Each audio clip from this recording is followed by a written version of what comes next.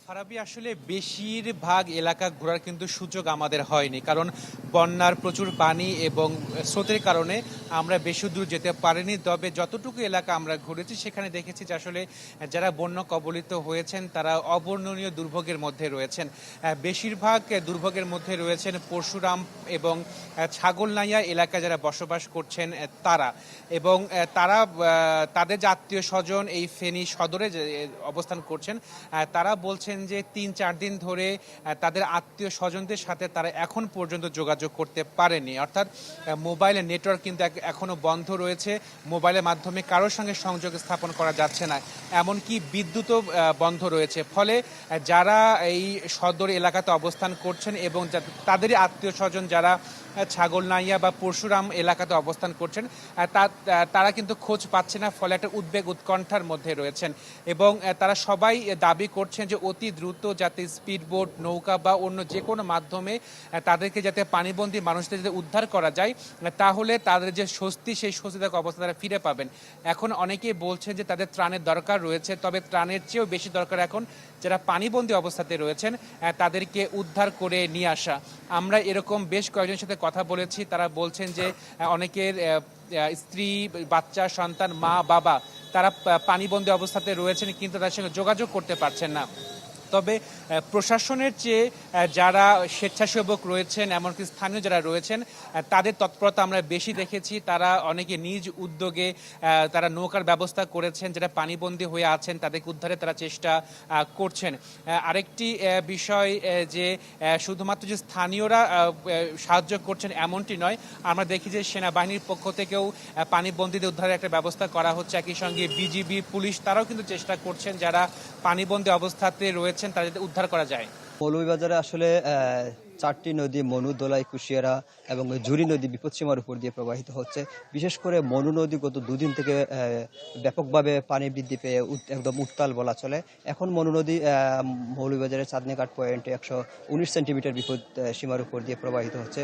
আমি আজকে এবং কালকে দুদিনে কুলাউড়া, রাজনগর এবং মৌলভীবাজার সদর উপজেলার বিভিন্ন জায়গা ঘুরেছি এবং দেখেছি যে এই যে নদী ভাঙনের ফলে বিভিন্ন এলাকা প্লাবিত হচ্ছে এবং খুব দ্রুত প্লাবিত হচ্ছে, যার ফলে কিছু কিছু মানুষ যে আসলে বাড়ি থেকে বের হয়ে আসবেন এই সুযোগটাও ছিল না। গ্রামের অনেকে বা স্বেচ্ছাসেবকরা গিয়ে তাদেরকে উদ্ধার করে নিয়ে এসেছে এবং তাদের যে বিভিন্ন আসবাবপত্র যেগুলো ছিল এগুলো অনেকেই আনতে পারেনি, এগুলো রেখে তারা এসেছেন। এবং অনেকে এই মুহূর্তে যে সমস্যাটার মধ্যে রয়েছেন, বিশেষ করে যে শুকনো খাবার, সেই শুকনো খাবারের অপ্রতুলতা রয়েছে এবং অনেকে বিভিন্ন আশ্রয় কেন্দ্রে নেওয়া হয়েছে। কিন্তু এই যে শুকনো খাবার বা যে ত্রাণ তৎপরতার বিষয়টি এখনো প্রশাসনের পক্ষ থেকে আসলে দেওয়া হয়নি। যদিও ইউএনও পর্যায়ে দেওয়া হয়েছে বলে জেলা প্রশাসক আমাদের জানিয়েছেন, কিন্তু বাস্তবিক করতে যারা আশ্রয় কেন্দ্রে রয়েছেন বা বিভিন্ন জায়গায় বানবাসী মানুষজন রয়েছেন তারা এ পর্যন্ত আসলে কোনো ধরনের খাবার বা আশ্রয় কেন্দ্র এখন পর্যন্ত পাননি। তবে এই মুহূর্তে আসলে একটা আশার খবর হচ্ছে যে মনু নদীর উপরের দিকের পানি ধীরে ধীরে কমছে, নিচের দিকে বাড়ছে। যদি উপরের দিকে বাড়তে থাকে নিচের দিকে এক পর্যায়ে হয়তো কমতে থাকবে এবং উজানের ঢল যদি না নামে হয়তো 1-2 দিনের মধ্যে মনু নদীর পানি কমে যাবে। ফ্যালকন অ্যালুমিনিয়াম, মরিচা পড়ে না ও স্ক্র্যাচ প্রুফ। আসলে মিরসরাই বেশ কয়েকটি এলাকায় আসলে ঘুরেছি। এখন আমরা আছি করের হাট 70 এলাকায়।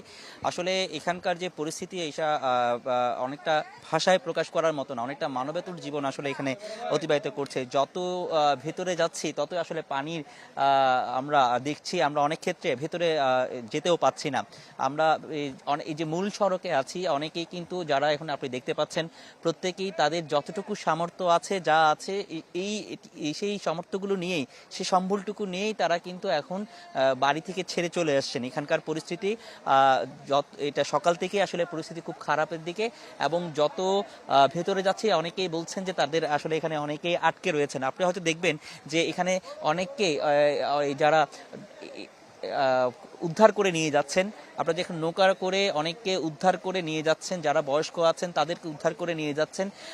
তাদের আসলে এখানে পরিস্থিতি এমন যে আমি সবটুকুই আপনাকে হয়তো সেভাবে দেখাতে পারছি না, কিন্তু যেসব এলাকাগুলোতে খুবই মারাত্মক অবস্থা, সেখানে পানি নেই, বিশুদ্ধ পানি নেই, সেখানে খাবার নেই, সেখানে আসলে মানুষের যে যাতায়াত সেটি নেই, বিদ্যুৎ নেই, তাদের যে যোগাযোগ সেটি বিচ্ছিন্ন।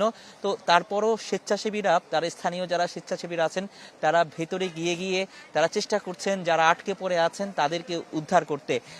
এই উদ্ধার তৎপরতা আসলে তারা যেটি বলছেন সেটি আসলে খুবই অপ্রতুল, কারণ এই সকলের যেই সেবাটি সেটি আসলে খুব ভালোভাবে হয়তো সেভাবে হয়তো যেভাবে করা প্রয়োজন সেভাবে করতে পারছে। আপনি একটু দেখাই ফারাবি, দেখেন এই যে ট্রাকে করে করে তারা সবাই তাদের যে সামগ্রী নিয়ে তারা কিন্তু এখানে উদ্ধার করে নিয়ে যাচ্ছে, তাদেরকে রেস্কিউ করে তাদের একটি জায়গায় নিয়ে যাওয়া হচ্ছে ট্রাকে করে করে এরকম অজস্র ট্রাক। কিছুক্ষণ পরপরই তারা আসলে দেখে এখানে যে যতটুকু পারছে তারা আসলে যেটি বলছে এরকম অবস্থা তারা গত 20 থেকে 40 বা 50 বছরও কিন্তু তারা এরকম পানির অবস্থা দেখেনি, এই পরিস্থিতি তারা দেখেনি।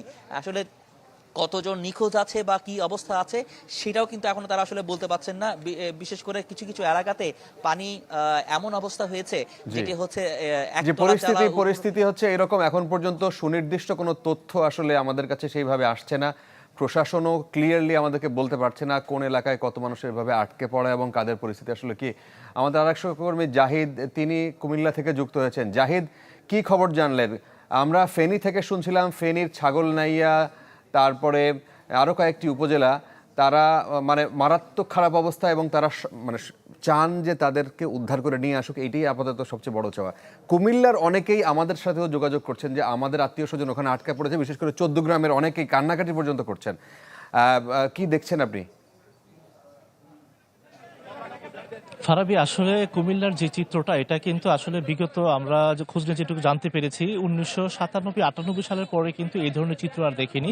বিশেষ করে দেশের যে বড় দুর্যোগগুলোও হয়েছে ইতিমধ্যে, সেখানেও কিন্তু কুমিল্লায় পানির যে প্রবাহ এমনটা ছিল না।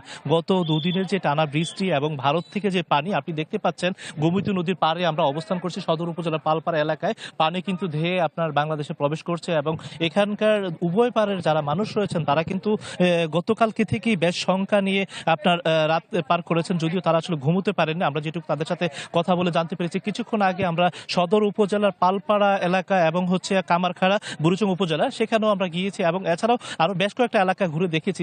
বিশেষ করে নদী তীরবর্তী এলাকায় যারা ছিলেন তাদের অনেকেরই বাড়িঘর আপনার ইতিমধ্যে ডুবে গেছে এবং বিভিন্ন জায়গায় আমরা দেখেছি যে আপনার বাড়ি অর্ধেক অংশ ডুবে গেছে, আমরা কোথাও পুরোপুরি। তো তাদের সাথে আমরা কথা বলে যেটুকু জানতে পেরেছি আসলে তারা তাদের যে শেষ সম্বলটুকু সেটাও কিন্তু ঘর থেকে বের করে নিয়ে আসতে পারেননি। বিশেষ করে তারা কথা বলতে গিয়ে অনেকটা কান্নারত অবস্থা ছিল যে তাদের যে পরিধীয় বস্ত্র সেটাও কিন্তু তারা আসলে বাসা থেকে বের করে নিয়ে আসতে পারেনি, সেটা নিয়ে তারা সেই কাপড়ই পরিধান করে কিন্তু দিন পার করছেন। এবং পাশাপাশি আমরা দেখতে পাচ্ছি যে বুড়িচং উপজেলার যে অংশটা পালপাড়ার পাশেই যে অংশটুকু সেখানেও কিন্তু বেশ ঝুঁকিপূর্ণ। সেখানকার স্থানীয় লোকজন আমরা দেখছি যে এখানে আপনার ঝুঁকিপূর্ণ যে এলাকাটা সেখানে বাদ দেওয়ার সর্বোচ্চ যে প্রচেষ্টা সেটা অব্যাহত রেখেছেন এবং এখানে বালির মধ্যে বস্তার মধ্যে রেখে তারা পারে অবস্থান করছেন। এবং আপনি যেটা জানতে চেয়েছিলেন যে 14 গ্রাম এলাকার মানুষ কান্নাকাটি করেছে, আমরা সেখানেও খোঁজ নিয়েছিলাম। সেখানে খোঁজ নিয়ে যেটুকু জানতে পেরেছে মহাসড়ক ঢাকা চট্টগ্রাম মহাসড়ক যেটা লাইফলাইন সেটাও কিন্তু 14 গ্রাম থেকে ফেনীর যে